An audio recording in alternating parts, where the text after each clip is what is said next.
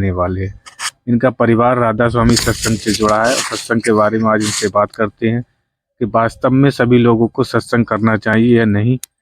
क्या सभी लोगों को सत्संग करना चाहिए, छोटी उम्र के हों या बड़े उम्र के, या कोई वृद्ध व्यक्ति के लिए सत्संग सबको करना चाहिए?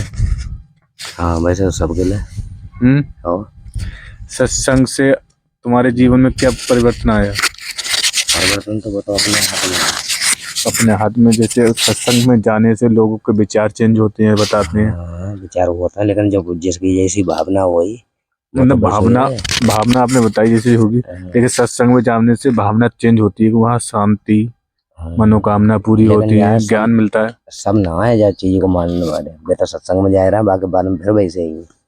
कुछ लोग सत्संग में केवल नाम के लिए जाते हैं, काम के लिए नहीं जाते हैं। जैसे राधा स्वामी सत्संग चल रहा है, पूरे भारत में है, विदेशों में भी है राधा स्वामी सत्संग। और इस सत्संग में लोग दिन पर दिन जुड़ रहे हैं। क्या राधा स्वामी सत्संग की क्या बात सही लगती है आपको? बात में वैसे सब बातें सही है, मानने वाले को और नया मानने वाले को कोई बात है नहीं। कौन जैसे कोई सी बात याद आदमी सच्चता सही लगती है, उनके विचार सही लगते हैं, उनका रहन सहन सही लगता है, उनकी बात तो सत्यता प्रतीत होती है। सारी बात अच्छी है। आदमी के जीवन में कैसे विचार बल देगा सत्संग जाने से? उनकी प्रेरणा से, उनके जाने से, नियमित जाने से, या और नियम से जाने से बदलाव आता है। और चाहे कोई बहे जैसा मान ले जहाँ मतलब रुचि है। जैसे आप मानते हैं सत्संग में जाने से नियम से बदल जाता है, लेकिन सत्संग तभी व्यक्ति कर पाता है जब घर से फ्री हो ना। अगर घर पर उसके काम है तो वो सत्संग कैसे करेगा? काम है तो वो काम तो है ही है, हर समय काम छोड़ कर जाने पड़ेगा। तो उसका पेट कैसे पालन होगा? पेट का पालन कैसे होगा? परिवार का पालन कैसे होगा? परिवार को पालन ही है, रहो इन सही तो हूँ सही हूँ तो मिलता खाना। लेकिन जैसे आप अपने बच्चों को पढ़ाओगे लिखाओगे, कैसे करोगे जब आप कमाओगे नहीं तो? ना बात तो सही है, वो तो कुछ ना कुछ रोजगार अपनों का नहीं है तो वो। तो सत्संग, राधा स्वामी सत्संग की शाखाएं तुम्हारे पूरे भारत में है या यूपी में है? ये पूरे भारत में। विदेशों में भी है क्या? हाँ, विदेशों में।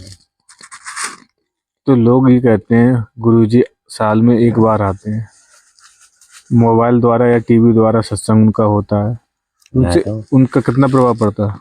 मोबाइल द्वारा सत्संग कहाँ होता है, खुद सत्संग करते हैं। लेकिन भी आते तो नहीं है।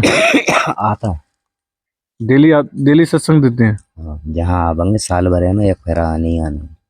जैसे लखनऊ है, रुद्रपुर है, बड़े बड़े ये शहर में आते हैं, दिल्ली है।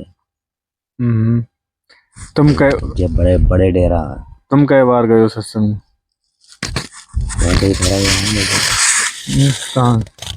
रुद्रपुर गए हैं और जाऊ में जा रहे हैं। कहाँ पर? जाई में अपने कर्म में।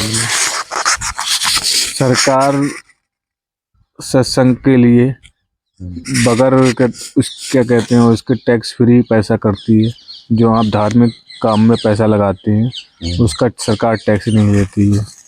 लेकिन कुछ सत्संग वाले हैं अपने उसके नाम पर धंधा कर रहे हैं। क्या ये बात सही है? हाँ, कुछ कर रहे हैं। सत्संग वाले कुछ होते हैं कि काला धन इकट्ठा कर लेती है, कोई सरकार उस पर टैक्स नहीं लगाती है। लेकिन हिन पर कुछ ना है।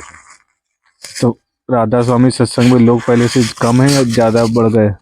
जनसंख्या क्या हुई राधा स्वामी सत्संग की? संख्या बढ़ी रही, कम तो पता लेना है तो पब्लिक बढ़ता जा रही है। तुम्हें नामदान कैसे मिलता है? तो उनका नामदान में तो लिखाना पड़ता है, नाम लिखे जाते हैं। नामदान लिखाना पड़ता है। तो आप पहली बार गए तो पहली बार नामदान मिल जाएगा? पहली बार एकदम एकदम कैसे मिल जाएगा? आज तक तुमने गलत का सारे गलत काम करे फिर एकदम कैसे मिल जाएगा? ऐसा ना कुछ जैसे आप बता रहे हैं एक बार में नहीं मिलते हैं। मनोना धाम वाले जी हैं धीरेन्द्र ना, कुछ होंगे तुरंत दे देना। कुछ गुरु ऐसे मैं तुरंत दे देना। कुछ लोग कहते हैं कि भगवान हमें पहली बार मिल जाते हैं और अपना व्यवसाय शुरू कर देती हैं। हाँ, वो तो अपने कर्म के अनुसार है। कर्म के अनुसार है। अब बात आई, इन्होंने कहा कि कर्म के अनुसार है, कर्म आप सही करोगे तो आपको जल्दी से ही फल मिलेगा। हाँ। और हिंदू धर्म में, सनातन धर्म में अधिकतर सभी कार्य कर्म के अनुसार होते हैं।